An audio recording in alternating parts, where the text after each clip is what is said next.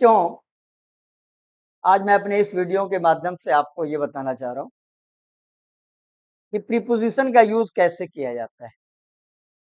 वैसे हम लोग दो चीजों में सबसे ज्यादा गलती करते हैं अगर इंग्लिश लिखते हैं तो।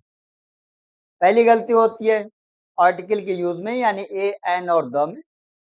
और दूसरी चीज जो सबसे ज्यादा हम लोग गलती करते हैं वो होता है प्रीपोजिशन का यूज। जो आपकी इच्छा करेगी कि यहाँ पर ये प्रीपोजिशन लगा दें, आप ये निश्चित रहिए कि वहीं पे गलती होगी।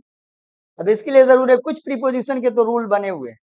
जैसे अगर किसी माध्यम से कहीं जाया जाए तो वहां पे बाई लग जाएगा, पैदल अगर चला जाए तो आन लग जाएगा, किसी उपकरण से कोई काम कर रहे हैं तो विद लग जाएगा, अगर किसी स्याही से लिख रहे हैं तो इन का यूज होगा।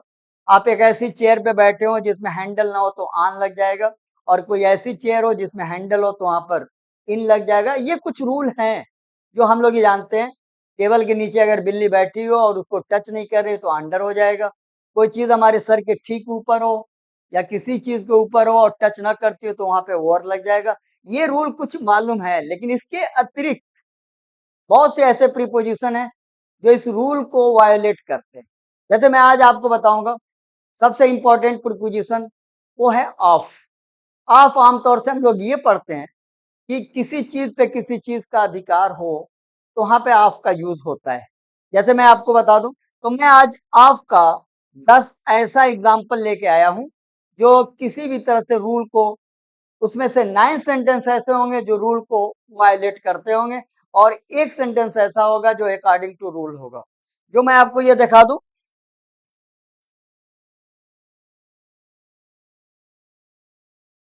अब इन सेंटेंस को गौर से देखिए। पहले सेंटेंस में लिखा ही डाइड ऑफ कॉलरा। अब हम यहाँ पे देखिए लिखा हुआ ही डाइड ऑफ कॉलरा, इसकी हिंदी अगर आपको मालूम होगी तो वो कॉलरा से मर गया। जबकि से की अंग्रेजी आमतौर से हम लोग फ्रॉम या विद जानते हैं या बाई जानते हैं, लेकिन आप यहाँ पे देखिए अगर किसी बीमारी से कोई मर जाता है तो वहां पे ऑफ का यूज हो गया। यानी ये आप किसी भी रूल से नहीं है, बल्कि इसको आपको रटना पड़ेगा। जरा दूसरा सेंटेंस देखिए, he is fond of T, यानी वो चाय का शौकीन है। अब यहाँ पर भी आपका यूज हुआ, she is afraid of dogs, कुत्तों से भयभीत है या कुत्तों से डरती है। अब यहाँ पर भी से की अंग्रेजी देखिए ऑफ लगी हुई है।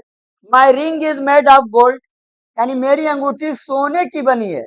अब यहाँ पर एक रूल काम करता है कि अगर किसी मटेरियल से कोई दूसरी चीज बनती हो और बनने के बाद भी वो मूल पदार्थ दिखाई देता हो तो वहां पे ऑफ का यूज होता है। Be aware of mad dogs, पागल कुत्तों से सावधान रहिए। अब जरा इस सेंटेंस को देखिए, I am aware of my mistakes, मैं अपनी गलतियों से भिज्ञ हूं यानी परिचित हूं। She is certain of her success, उसे अपनी सफलता पर, वो अपनी सफलता पर निश्चित है। He is ashamed of his behaviour, उसे अपने व्यवहार पर शर्मिंदा है। I am tired of hard work, मैं कड़ी मेहनत से थका हुआ हूं। और सिर्फ ये नियम जो है वही आपका यूज बताता है, the legs of the chair is broken, कुर्सी के पैर टूटे हुए हैं। तो गाइस, मुझे उम्मीद है कि आपको ये 10 प्रीपोजिशन किसी भी कम्पिटिटिव एग्जाम में या किसी भी बोर्ड के एग्जाम में काफी मदद करेंगे। फिर अगली वीडियोस में मैं दूसरा प्रीपोजिशन लेके आऊंगा। बाय।